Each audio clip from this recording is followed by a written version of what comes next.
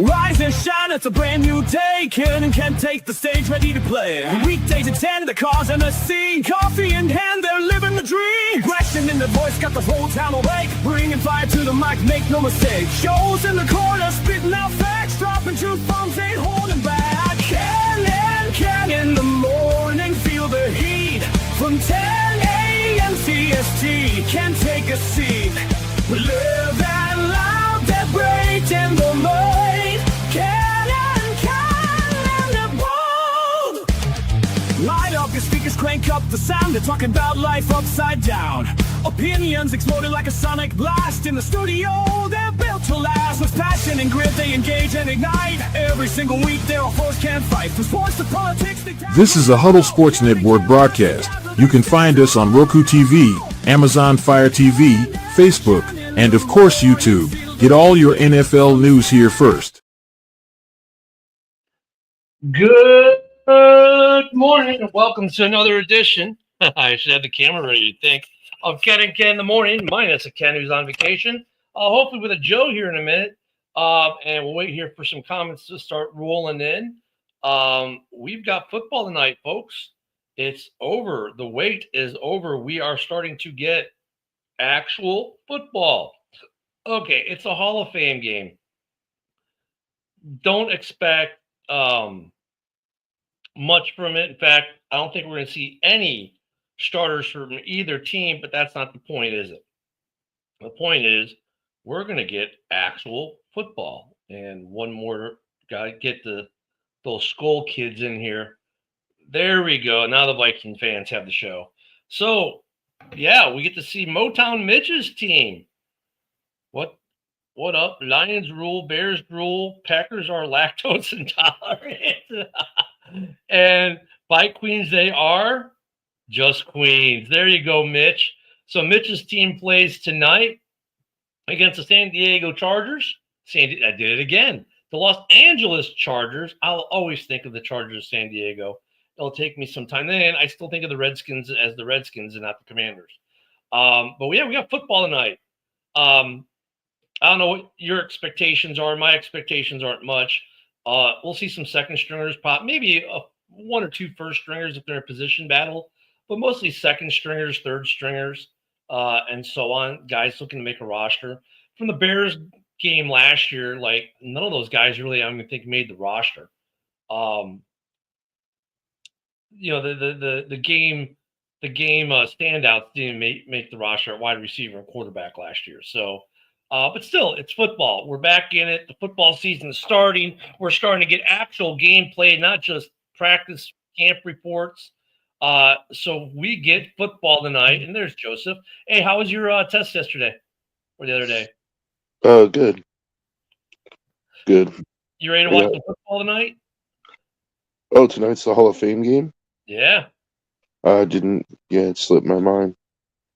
We get actual football back, which means we're pretty soon we're getting preseason games and we're almost there. Yeah, it's about time. I did read an article this morning as I was perusing the clickbait and everything, and this one actually caught my mind. It was on MSN. And I took a gamble on this one, and I'm actually happy I did. The name of the tagline was, "Do Chicago Bear rookie reps indicate huge success ahead for 2025?"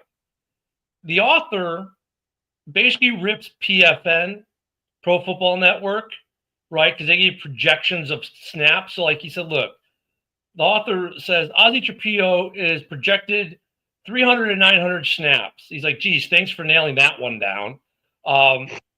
He goes, I love the second line. It's a little like when a former Chicago Bears veteran reporter wrote he had found out from a source that an injured Bears player would be out from 1 to 8 weeks. Yeah, better get another source, right? Trapilo might not even be – I mean, Braxton Jones might be the starter. Trapilo might not see the field much at all, right? Plus, the big news out of camp as far – it's camp, but the most improved guy out of camp right now is Kieran. Yeah, so the Bears, like, Kieran's taking that second-year leap, right? So I mean, there's that. Then Kieran Agamaje, that's how you say. Anyways, guys have been watching my camp saying, dude, like this guy, his technique is better. He completes on every play. He looks strong. Dan Rusher, who's the new line coach, is like just really done an excellent job with this kid's development as he goes into year 2.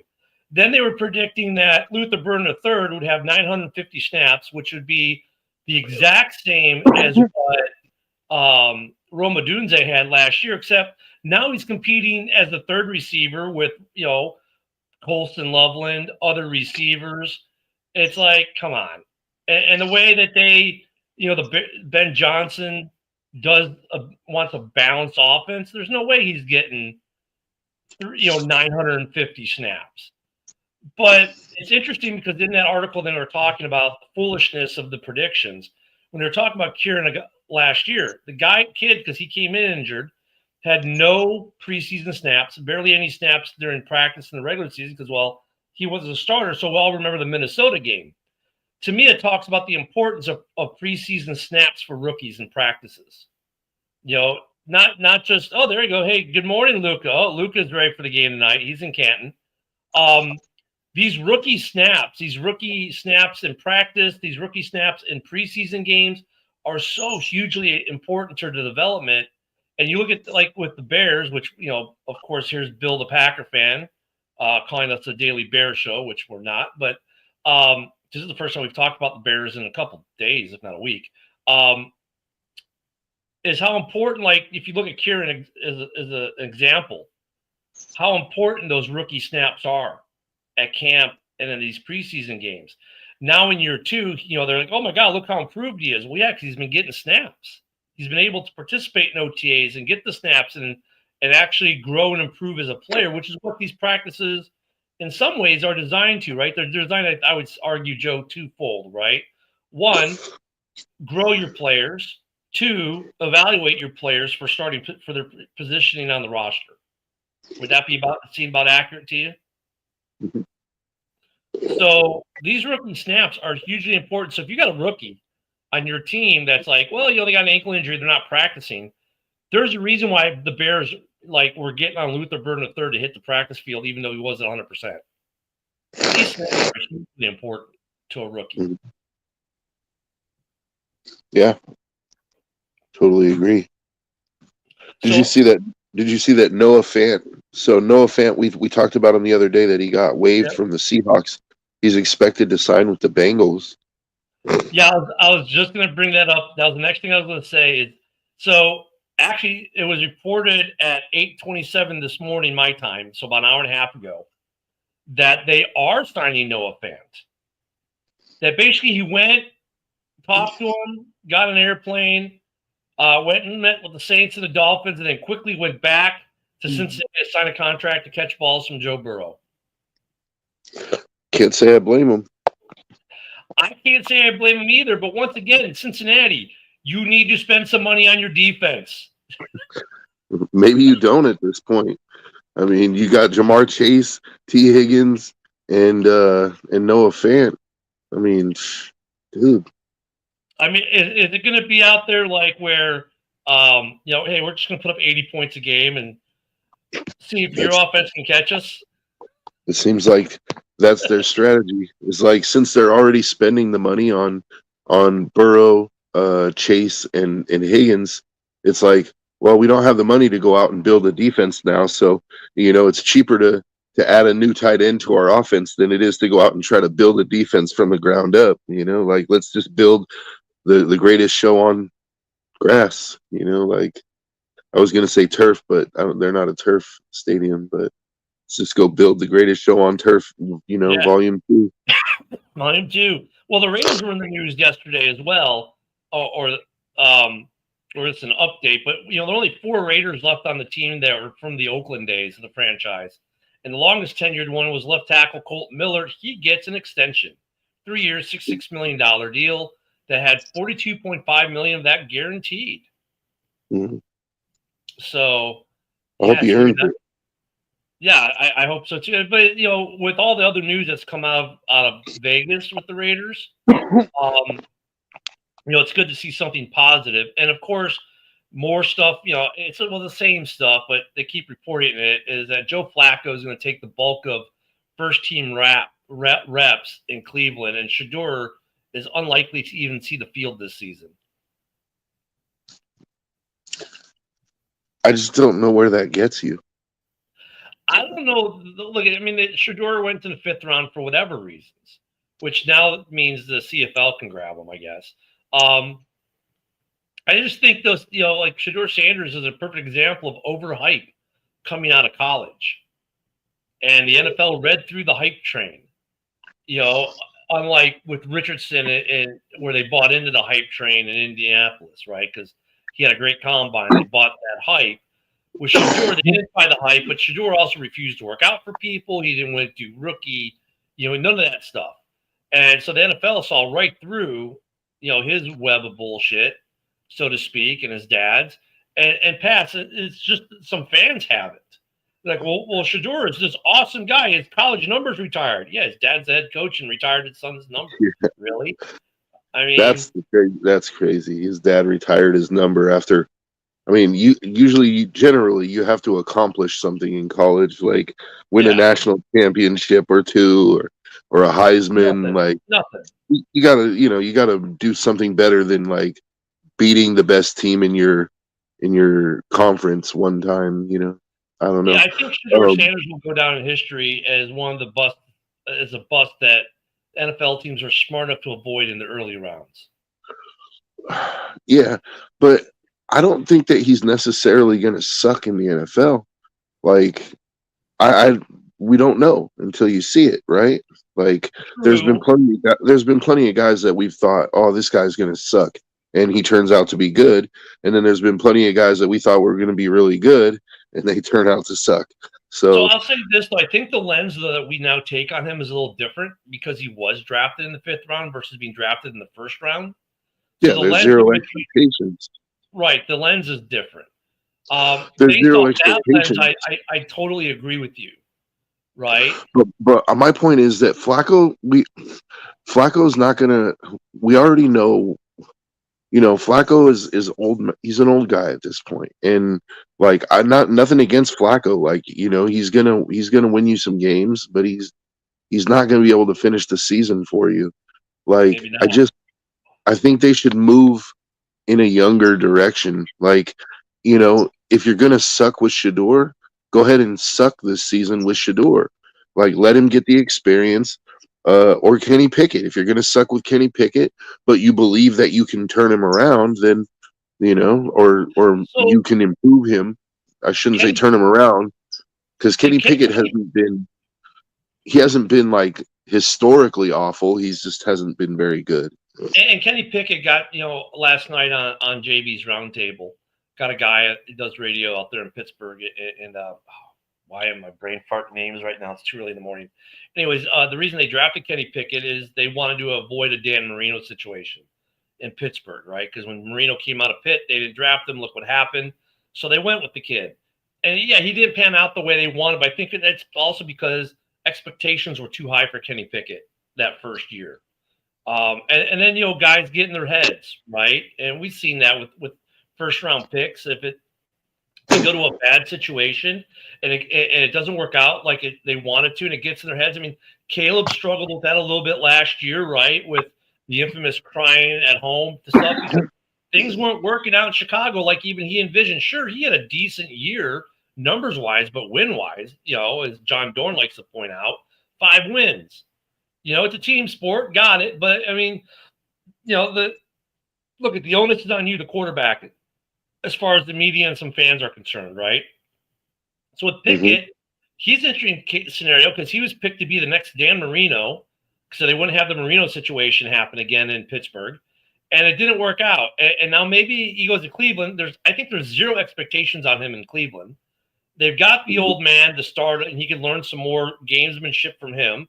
I think Pickett is their future. Shador is a sideshow.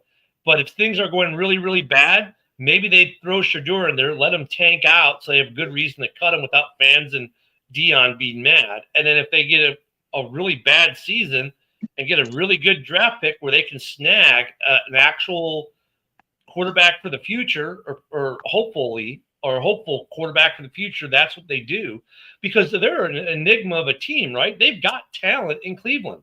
It's just this quarterback situation for them is so screwy. See, but I don't know. Like, I just, call me crazy, but I just have this feeling that there's more to Shador than that. Like, he's Dion's son, man. And like, Dion, say whatever you want about his personality, like, but he was a great player, Hall of Fame player that had weaknesses. But right? I get that, but I mean, he's not Dion. Just like Michael Jordan's sons were not Michael when they played basketball. That's true. But there's something, Michael Jordan's sons aren't Michael Jordan, or let's say LeBron James. LeBron James's sons are not LeBron James, but they're still in the NBA. I mean, I think Dennis Rodman's daughter is a world-class soccer player and is nowhere near a basketball court. I get it. The kid should have some talent or some athletic ability just based off his genes. Oh, we got to be careful about that. We're about to get Sweeneyed because I said that. But, I mean, okay, sure. He should have some physical attributes passed down genetically from his parents, namely his dad. Sure, okay, I can buy into that, but that doesn't mean he has the mental capacity, or he's going to be good as he'll be a great gadget guy, a gadget play quarterback. So a guy they can throw in there for certain types of plays where he'll excel at. But as a quarterback, there's a reason why he fell to the 5th round. And it's not just that his dad was also his agent, who was also his college and high school and Pee Wee football head coach. Some of it is because of his play. Because look, when it comes to the draft, it's about the talent, right? And obviously he fell because of the talent. I think there might have been some contributing factors with his dad and everything else. But at the end of the day, if the talent was good enough, teams would put up with it, right? If the talent was there, they would have drafted him in the 1st, 2nd, 3rd rounds, but they didn't. They waited to the 5th. So they saw something with the talent level that wasn't there. So, yeah, I mean, for now, Shador's got to prove it wrong. So he should have a massive chip on his shoulder to go out there and prove everyone wrong. But instead, he goes and gets speeding tickets for between 120 and a 30. I don't know, man. I think there could be something there, is all I'm saying. Like, I think he might be better than we're giving him credit for. Am I saying he's going to turn into a top 5 NFL quarterback? No, I don't. Nobody can predict that. But I just have this feeling that like Shador is going to outshine Kenny Pickett and Joe Flacco eventually this season. He's going to, he'll either get it because of injury, he'll get a start, or because they're just really doing terrible, he'll get a start. And I think once he gets the start, he's not going to give it back. I mean, I'm like you. I'm going to wait and see on this. I mean, Flacco, respect for Flacco. I think Pickett is at least a good backup. Has potential for more. We'll see if that comes out. And yeah, on Shador, I'm kind of in that weird kind of place you are in a sense where he's kind of an enigma because how much of his talent was real? How much was it? There's a reason he fell in the draft. Now, some of that might have been also like the choices he made going into the draft, where he went do workouts. He didn't do the combine. He didn't do a lot of things. And he said some things. And, so there's some truth to that too. I think the things he said were really bad. Yeah. I mean, was he ever? He showed no humility at all. Like he went in no coachability. Like he went in there and basically said, if you don't like the decisions I made, don't draft me. And then the other teams went, okay. I mean, look, there's a part of me that respects that piece where he said that. It's like, hey, if you don't respect my talent, then don't draft me. I mean, that's okay. That's ballsy, man. I'll give it to you. But yeah, talent-wise, I would say he was probably a 2nd or 3rd round talent in that draft. So he should have a massive chip on his shoulder, given his ego and everything else. He should have a massive chip on his shoulder to be coachable now and to prove people wrong. And if that works out for Cleveland, then my God, did they pull off the masterclass of the last draft? right? Between getting all the think about it. Remember, they made that trade, so they've got all that trade stock now for next year. And then they got the guy who everyone thought was going to go number 2 overall to them in the 5th round instead. And if he proves out to be a good quarterback, Cleveland just ran a masterclass on how to do a draft. And not just that, then they got Judkins and they got Carson Schlesinger, the best linebacker in the draft from UCLA. Now, Judkins we'll see, right, with the legal stuff. Yeah, but if Judkins is able to play, they got a good running back. They got their replacement for Chubb. And they got 2 first-rounders next year, and they've got some other stuff. So, I mean, look, they're if Shedeur works out, like you're saying, Joe, they just ran a master class. Yeah, they just set themselves up nicely for the future. And even if Shedeur doesn't work out, they set themselves up nicely because in next year's quarterback class, they have 2 first-round picks as ammunition to go up and get the guy that they need. Yeah, it was a win-win for them. Yeah, and if they're not very good this year, which none of us are expecting Cleveland to blow any doors down, right? Then they're already going to be picking in the top 10, so it's not going to be that much of a trade up to get the guy that they want. I don't know if they'll be a top 10. I think they'll be, though, in the top 15 because that defense is going to win them a game or two they probably shouldn't win. Flacco will probably win them a game or two as well. As long as Flacco's playing, they have a chance. You know what I'm saying? In most games.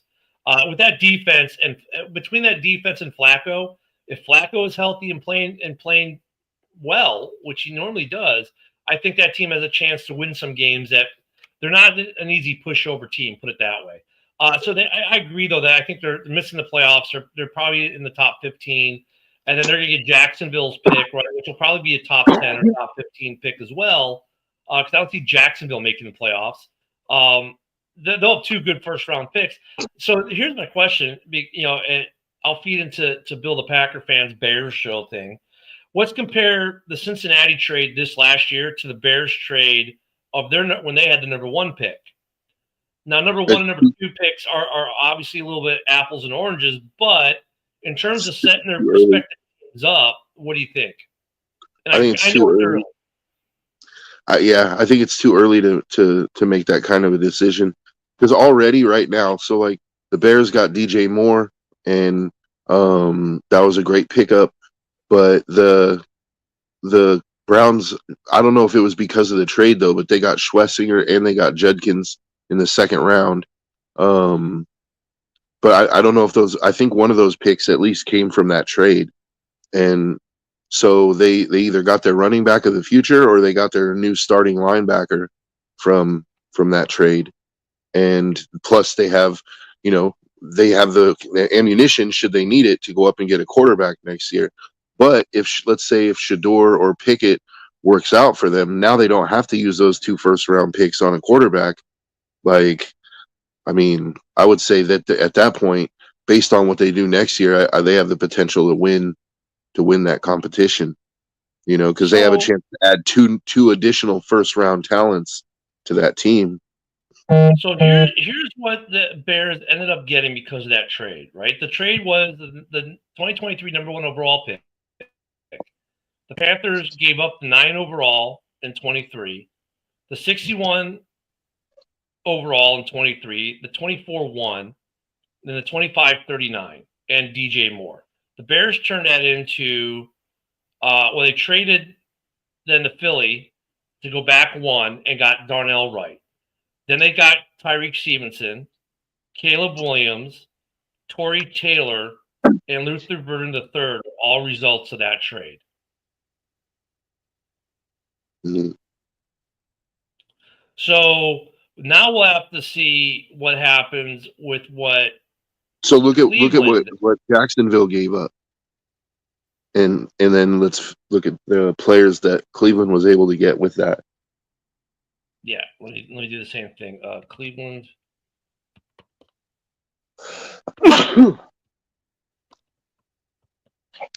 Because remember, Cleveland only traded down from 2 to 5, so they still got Mason Graham, who was the best considered the best defensive tackle prospect in the draft. So the Cleveland. So they got. Oh, come on, there.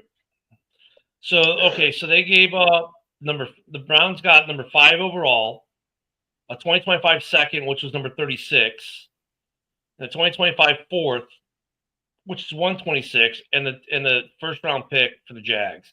So most of it is done. So an what did they additional get? first next year. So let me see if I can pull the play. This article is crap. They got Mason So Graham. Yep. And Hunter.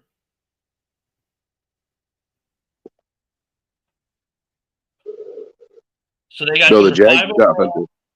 Oh, yeah, they got Hunter overall. So the Browns got the number 5 overall, the number 36 overall, and the 126 overall for this year. So who was 36 and who was 126?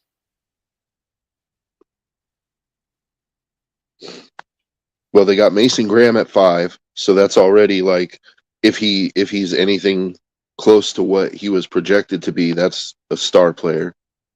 Then 36 might have been Judkins. It was either Judkins or it might have been Schlesinger. No, it was Judkins. Schlesinger was their first pick in the second round.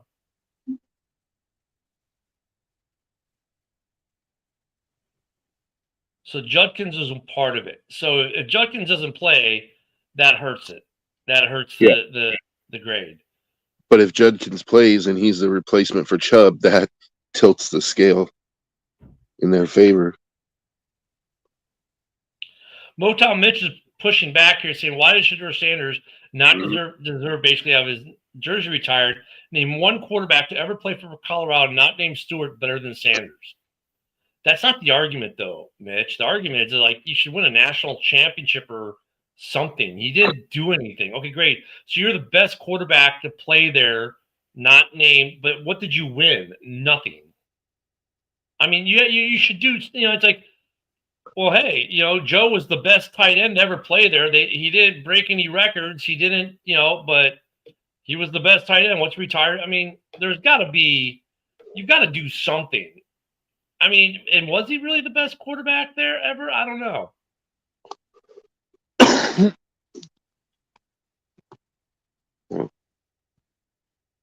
don't know. I mean, Shedeur, though, should have a big chip on his shoulder right now. Let's see if Joe's prediction on him holds true and he comes out at some point in the season and just lights it up. I wouldn't call it a prediction, more like just a feeling, an inkling. Well, a gut feeling, whatever. I mean, it doesn't have to be a prediction. It could.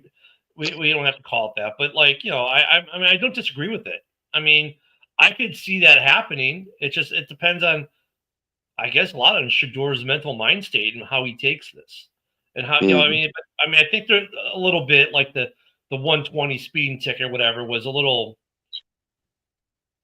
kind of like, I don't say backlash, that's not the word, but reaction to where he fell in the draft and acting out a little bit. But no, I mean, Shedeur he could still be a good quarterback in this league. It's just, the way he came in was real bad. That's the big thing. And then the prank phone calls were great, but it's Colorado. What have they won ever? It's kind of like the Lions hanging division titles. Damn, Mitch throwing shade at his own team. Damn, Mitch. Hey, Mitch, Luca's in Canton. He's going to watch your guys live tonight, man. So he's going to be able to give you a good firsthand scouting report either tomorrow morning if he's actually up, if he's not passed out from partying tonight, or Monday. Luca could probably give us a good scouting report on your bench guys. Interesting. Love how Mitch threw shade at his own team there. Wow. Yeah, but I mean, hanging division titles. Wow. Yeah. You got to hold on to something, I guess. There's got to be something out there, or there's nothing. You got to have something to hang the hat on, or what are you doing? So, yeah, it's been a really slow, thank God, off season, or camp as far as injuries, and the rumor mill has been, the clickbait hasn't been as bad as normal. But it's getting bad when now they're saying proposed trade, send so and so to certain top running back to team X. Like, oh God, here we go again. Like, these guys aren't playing off trades much. Told you I was a realist. Yeah, you did, Mitch. I just thought Wow, you threw some shade at your own Detroit Lions. I don't know. That's what the clickbait. Are guys really making blockbuster trades at camp? Can we think of the last time there was a blockbuster trade made during camp?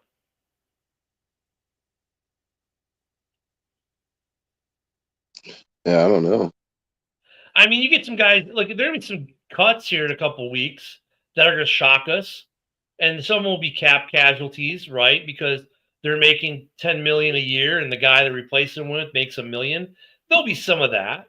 I'm sure that we'll get, and there'll be some roster moves in a couple of weeks that way, besides the normal put-downs and practice squad signings. But I mean, I don't know why these clickbaitists keep doing all these big blockbuster trades during camp. They don't happen. Yeah. Yeah, you don't want to trade star players during camp. Because you're trying to put together your best 53, so it doesn't make sense to get rid of good players. I think we're getting to a point, though, even with fans, and this kind of cuts across all swaths, not just sports. I think people are just, in general, getting fed up and tired of the bombastic news headlines that have no grounding in reality. We see it with politics, and then we see it with sports. We see it with some other things. I think that there's a backlash to that now, and people are just going, just give me, honestly, if it's not codified in fact, I don't want to hear it anymore. Because we've heard the cry wolf taglines, if that'd be a good thing to call them, I guess, so many times, and it never pans out that way, that even the clickbaitists for these football things are starting to get okay. I'm seeing less of them. Yeah. They're losing their effectiveness. Thank God. Yeah, they did this. I also don't like these. They do these super hypothetical articles. ESPN did one the other day about every NFL team's players who are worth either a first round pick or potentially more first round picks, right? And so in order to complete the article, they had to say, well, in the NFL, you're only allowed to trade up to the next 3 years picks. So we had to suspend that rule in order to because some of these quarterbacks are worth more, right? So they said Josh Allen is worth 4 first round picks. Patrick Mahomes is worth up to 7 first round picks. It was just are they smoking? Because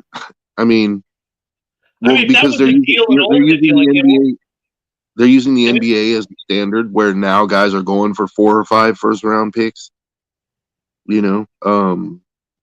yeah, it was just what is the point of this article?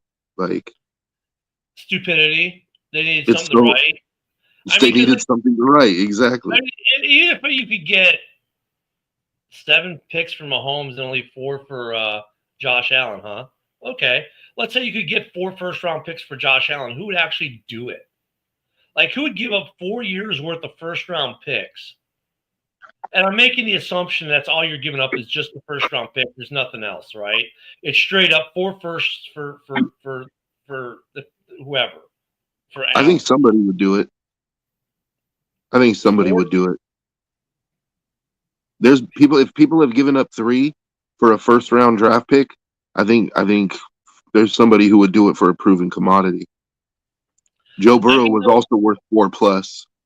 Oh yeah, on one hand, I get it, right?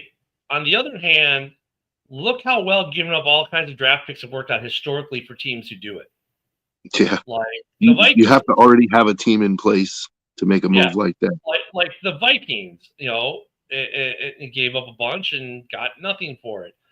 And the teams that get the picks end up doing well in the long run. I mean, the Cowboys, obviously, that's the big shining example. But go back to this Bears-Jaguars or this Bears-Panthers trade. And that was 2 first-round picks. You can call it 3 with DJ Moore. How'd that work out for the Panthers compared to the Bears? Right now, it's too early to completely judge. But in the first 2 years of that deal, the Bears have clearly won that. The Panthers are nowhere close to sniffing, a Super Bowl. The Bears are actually probably closer to sniffing a Super Bowl appearance than the Panthers are. If you look at, the talent they've amassed because of that trade. So why would I give up? If you're a smart GM, why are you giving up 4 years worth of blue chip prospects for, okay, he's a proven commodity. He's a great quarterback, let's say. But why would you do that? Or for Max Crosby or anyone like of that caliber? Like, I get the certain appeal. But like you're 100% right. If I do that, let me see if I can think. If I'm Minnesota, I do that because I have a team. I've got great receivers, a good running back, good tight end, great defense. Yeah, maybe I give up 4 first-rounders for Joe Burrow or 5 or whatever, and now I probably have a Super Bowl run for 3 or 4 years. That entire time period, I'm sniffing Super Bowls every year. That makes sense. If you're the Detroit Lions, do you do that right now? Probably not, because Goff is probably was on that list. They say, well, you could probably get 3 first-round picks for him. So they maybe don't. I think the best example though. No, actually, Goff was on the just missed out part. Like they don't think that you can even get a first for Goff right now because of his contract, which is interesting. Yeah, it is interesting because his contract's actually not bad compared to other starters now because the money's moved up. But I mean, like Detroit, like Mitch, I don't know. I mean, Mitch, would you trade? I mean, that trade, though, you'd have to – obviously, you're giving up Goff and the first-round picks, right? I don't know if they would do that in Detroit. I don't know if that team is complete enough. But the best option, though, I think, would be like – to look at that would be a Minnesota situation. We have to admit, Minnesota has a really good defense. They have really good players on offense. Their offensive line might be a little suspect, but their quarterback is the plug-and-play. If you put Burrow in there, they might win a Super Bowl this year. Or the Raiders. Like if they were to go get Josh Allen or Joe Burrow, like the Raiders aren't that complete though. Like no, they're not. But that I think adding Joe Burrow is their biggest weakness right now. Is like even Geno is like Geno's an upgrade over what we had, but Joe Burrow is definitely an upgrade over Geno. So like. He's going to make that offense better. And the Raiders aren't without talent on offense. They just don't have. I'm not saying they don't have a number one wide receiver. I mean, but like if you look at teams that are the most complete, where it's just the quarterback might be the issue, Minnesota stands out. Yeah, but I'm just saying I don't think that it's only a team like Minnesota that could benefit from a trade like that. No, I agree with you. Like I think if the Raiders, and I only use the Raiders because they're my team and I know them the best. Like if the Raiders were to make a trade like that, they go from winning 6 games a year to a perennial playoff team. Like, what about Atlanta? I mean, Atlanta's loaded on offense. Like, can you imagine having Joe Burrow there, like, with all those targets? I mean, their defense is still, suspect. They got a good offensive. They got a pretty decent offensive line, comparatively speaking. And they got Bijan Robinson. Like, I mean. Dude. Oh, see, like Mitch's ears perked up. So, like, would you give up 4+ first-round picks to get Joe Burrow in a trade? Is the question, because we're talking about some clickbait here. I don't know, the Lions. Like, I know they like what they got in Goff, but yeah, Burrow would be an upgrade. I would assume over Goff. Burrow would be an upgrade for any team except Kansas City. No, he said hell no. He wouldn't make the trade. Burrow would be an upgrade for any team in the NFL. I think Burrow would be an upgrade for any team, period. I don't think Mahomes is good, but I think Burrow is better. I think Burrow is the best quarterback in the league right now. I mean, and Mahomes has good argument. For as good as Mahomes has been, he's also I don't want to say gifted. He's also taken advantage of having early on a great team around him and great coaching, and later on still having that coaching, that experience he got because of the former, right? I mean, he's and statistically, he's actually declined the last couple of years. Well, the talent level has definitely declined around him too, and he's only as good as he is because of what he learned when he had that talent. like he's a great case of a guy who coming out of the draft was a pretty decent prospect. You know, there was definitely talent there, like there was with Deshaun Watson, like there was with Mitch Trubisky. But of the three, he got the best situation, and he capitalized on it better than anyone. And so I think Mahomes. I've always thought Mahomes has been a little bit overrated, to be honest with you. And maybe, but and the magic he creates now, he creates because he learned so much early in his career. Like he got the proper tutelage, the proper everything. But that, I mean, like I think Burrow would help Kansas City too. I mean, see, Mitch says Burrow is my number one quarterback in the NFL, but not four first rounders better and Goff better. Okay, so what's your byline, Mitch? Would it be 2 first rounders in Goff?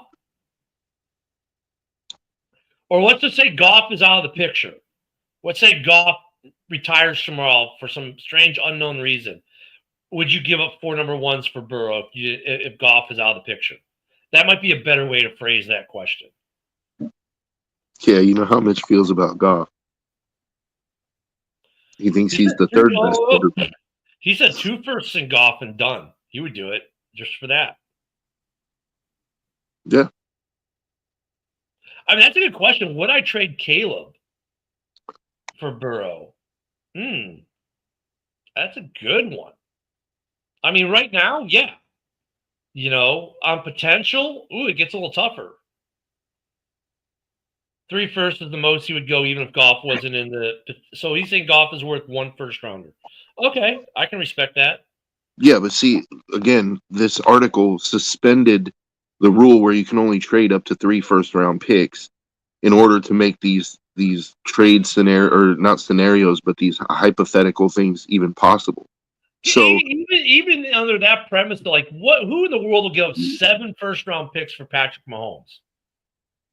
I don't know. There might be a team that would be willing to do it. First off, you got to assume you're going to have him under contract for all 7 years. Well, he's already signed for about that long already. He signed that long ass contract with Kansas City. Remember, it was like a 10-year deal. So you would have him under contract for like 7 years, but and at a reasonable rate too. Like considering when he signed the contract, it's like $45 million a year. You know, that's ridiculous. So he probably has the no trade. I mean, Mahomes would never leave anyways because he's got so much in Kansas City now. With him and the wife. But I was trying to point out that with that, like, you know, so Mitch is still going according to the NFL rules, and he would give up the max that is allowed. I think Mitch is saying he wouldn't go over 3 even if he could. I think he's saying 3. I wouldn't saddle my team without a first round pick for more than 3 years, which is what I'm saying. Like, I don't think any GM would. I don't care who the quarterback is, even Burrow.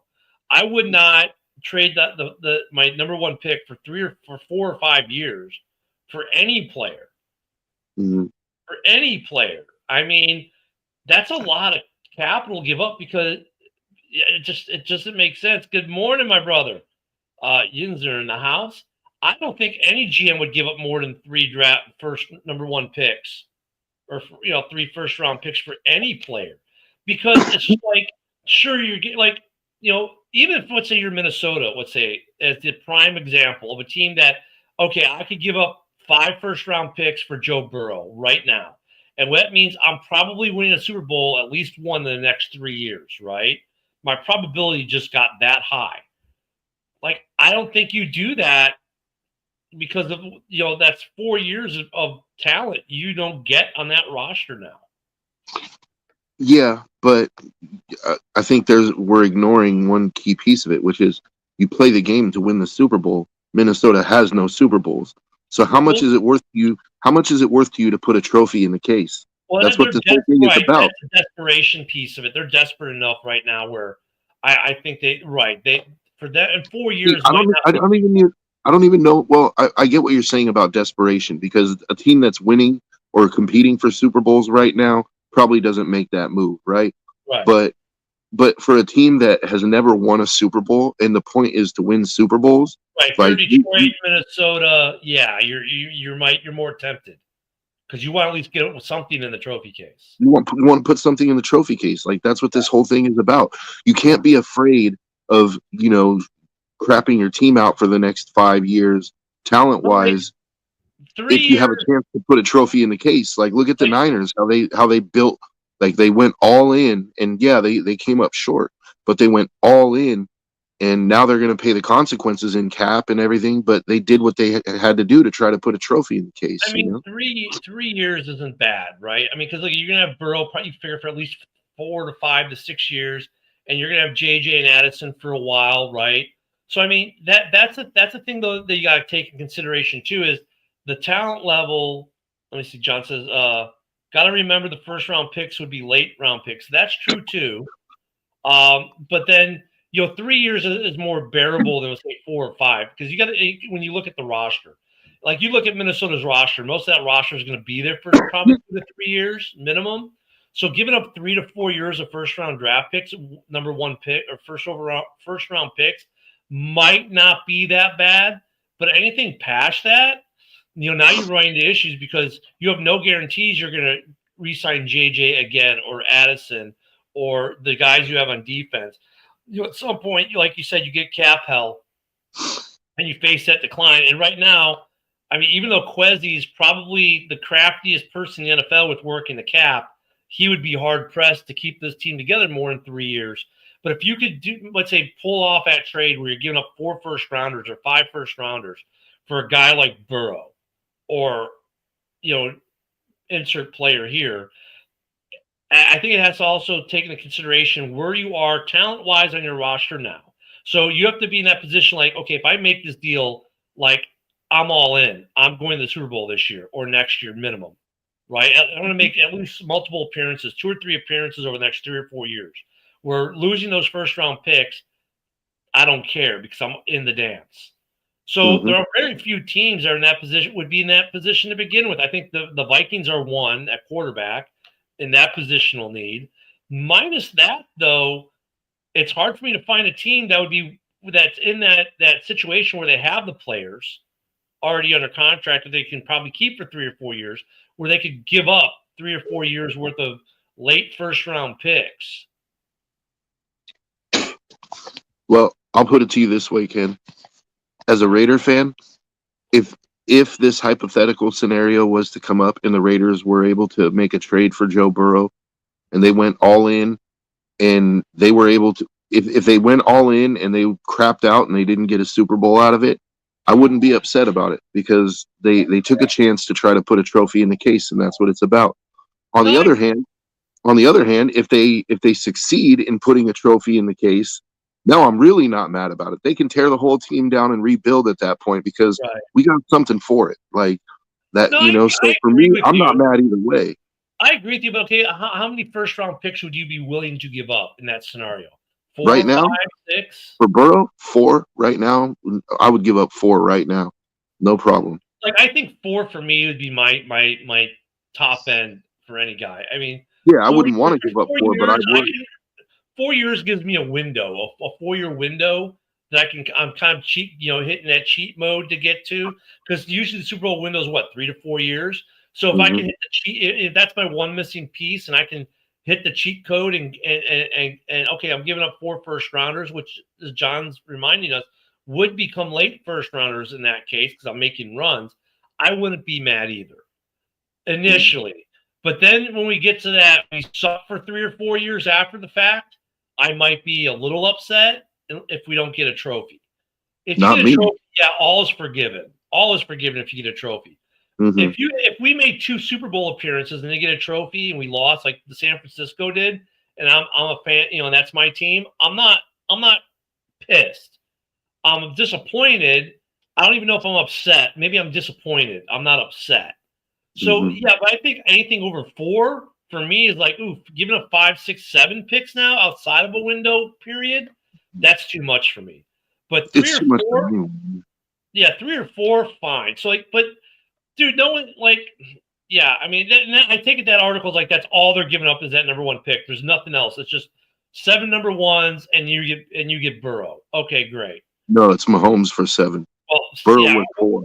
Whatever. 7 number 1s, Mahomes, and that's it for the deal. You're not giving up any other talent. Okay. I would never do 7 for even Mahomes or anyone. 4 would be my cap.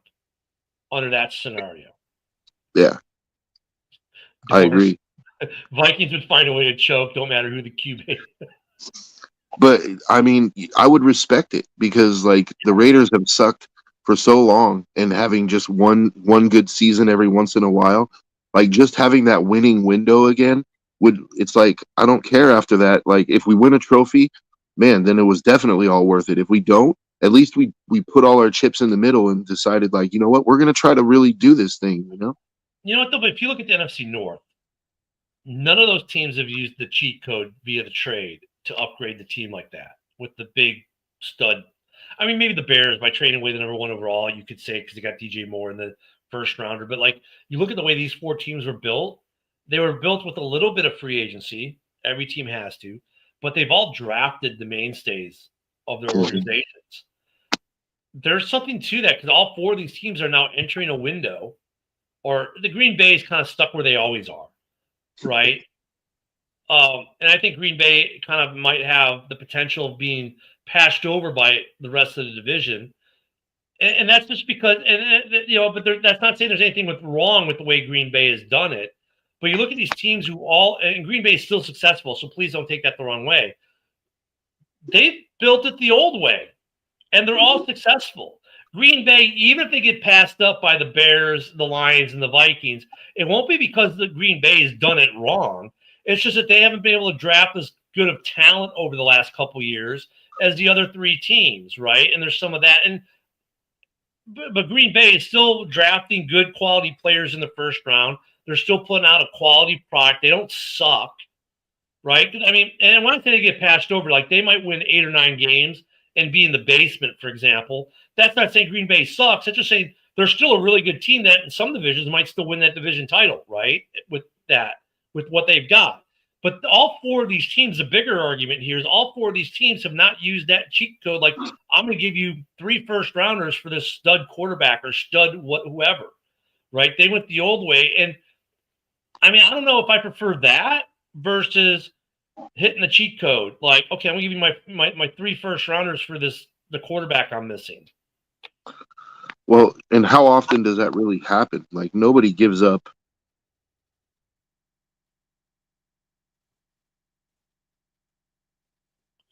Okay, so he's saying he give up 1 for Mahomes and Goff, and give up 2 in Goff for Burrow. See, Mitch is like, I give up more for Burrow than Mahomes. Yeah. Oh, another interesting little thing on there. What caught my attention? See, I'll bet you. Try and guess how many first round picks do you think that ESPN or the writer from ESPN believes Brock Bowers is worth? 3. No. 4? He said 2. 2? But 2 right now, as like he was just a rookie last year. That's ridiculous. 1 year? That's ridiculous. And the reason that I'm like, it's not something ridiculous like 4 first round picks or something, like. He honestly, this guy for whatever reason honestly believes Bowers is worth 2 first round picks right now because of his receiver talent.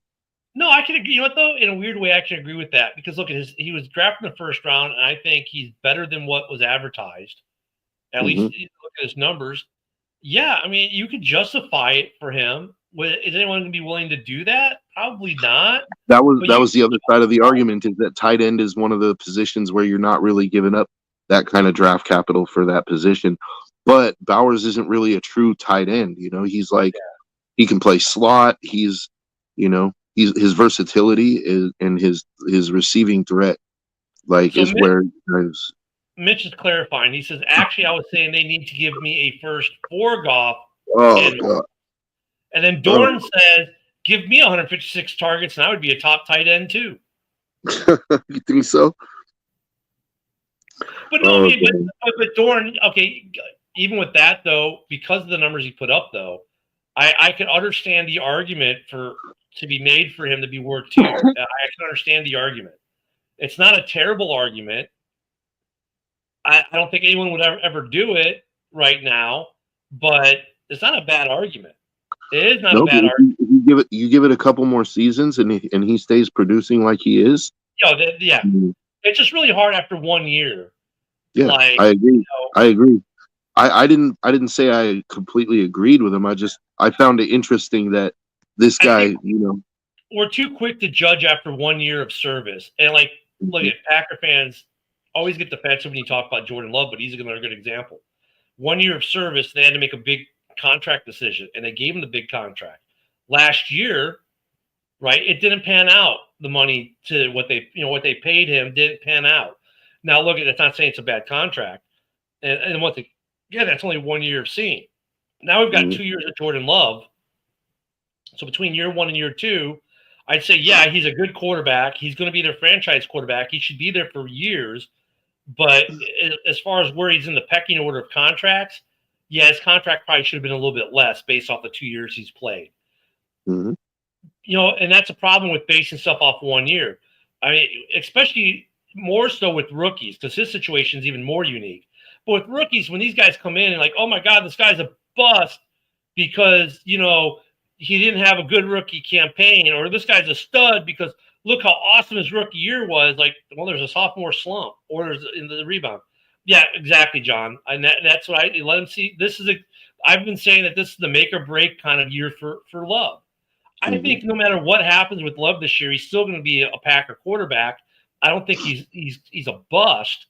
I just don't think I think at the end of the day, he might not be worth the big money they gave him, but that was the situation they were in, somewhat by their own design, somewhat because Aaron Rodgers just refused to leave. And it was hard to get rid of him when he was winning MVPs. So, but that situation's all weird conflation of things that happen. It just means they might be overpaying a good quarterback. They'll be giving a good quarterback elite money when maybe he's not elite. That's all. But Love is going to be there for probably the next 5-6 years, unless he just completely shits the bed.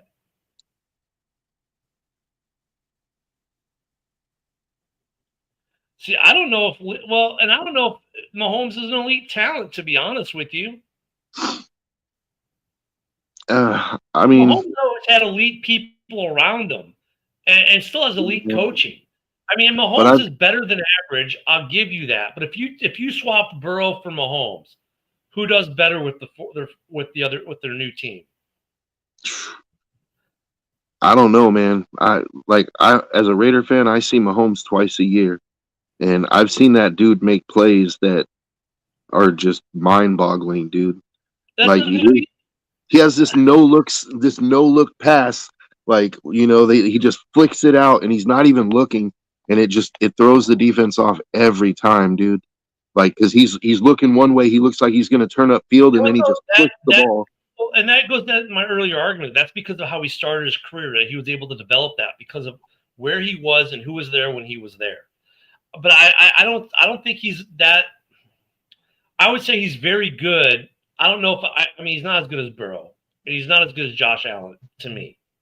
To me, at least, he's not as good as those two guys.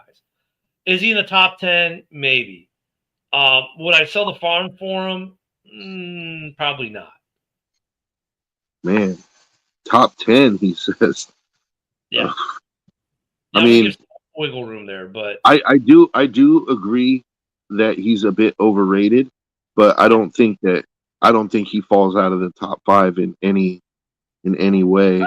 I'll agree with you that right now he's the top 5 guy. But if I put him in Seattle, is he still a top 5 guy? I don't know. That's a thing. But I think he gets overhyped because of Super Bowl.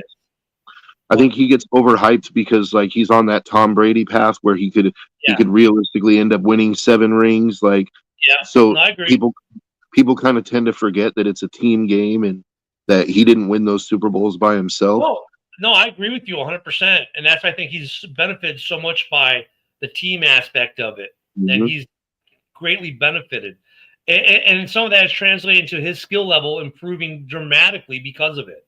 I'm not saying, but if I took him and Burrow and I made either one of them the starting quarterback in Seattle, which one takes Seattle further? I think Burrow does. If I do that with Josh Allen and Mahomes, I think Josh Allen takes him further. Actually, I think Mahomes takes Seattle further because of his mobility, because they have no offensive line. Burrow would get killed in Seattle.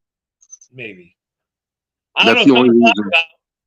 some of you guys to debate with your friends during the day. We're about out of time. Yeah. Wasn't Mahomes bought in the league last year? Shh, don't say that, Cam. We don't want to go into that. We're about out of time today. Don't forget, we got football to watch, guys. We'll be talking about the game tomorrow a little bit, some more camp news. But yeah, there's a good quarterback thing for you to debate today. Don't forget, JB follows us next with JB in the morning. We'll see y'all tomorrow morning. Have a great day, everyone. Thanks for being here.